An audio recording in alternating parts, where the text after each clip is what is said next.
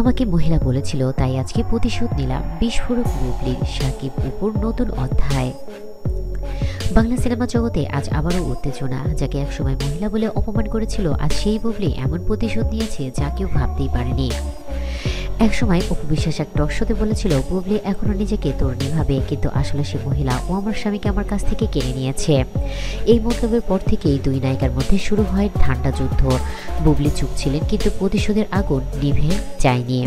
আর সেই বুবলি যেন নতুন রূপে ফিরে এসেছে। একটি অনুষ্ঠানে তার উপস্থিতি দেখে দর্শকরা হতবাক।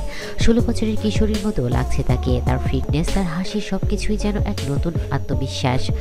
আর এই মুহূর্তেই শাকিব খান, যিনি আবারও বুবলির জাতিতে হারিয়ে গেছে। শাকিব এখন বলে, অগ্নি ছাড়া আমি কিছুই বুঝি না, বা বুবলি ছাড়া আমি কিছুই বুঝি না।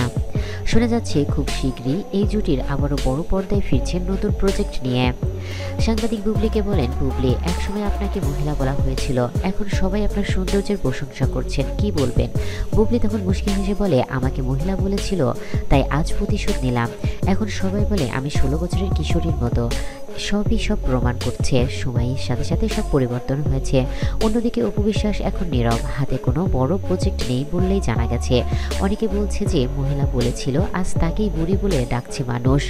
বুবলি এই জয়ের কেবল প্রতিশোধ নয়, এটি আত্মবিশ্বাসের জয়। সে অপমানিত হয়েছিল, সে আজ নিজেকে এমনভাবে প্রমাণ করেছে যে পুরো ইন্ডাস্ট্রি তাকিয়ে আছে তার দিকে।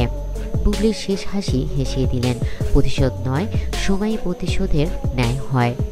এদিকে শাকিব খানও আবারও অপু বিশ্বাসকে সাথে নিয়ে নতুন প্রজেক্ট শুরু করবে বলে জানিয়েছেন। আর সেই ঘোষণাই কিন্তু বুবলি এবার দিয়েছেন।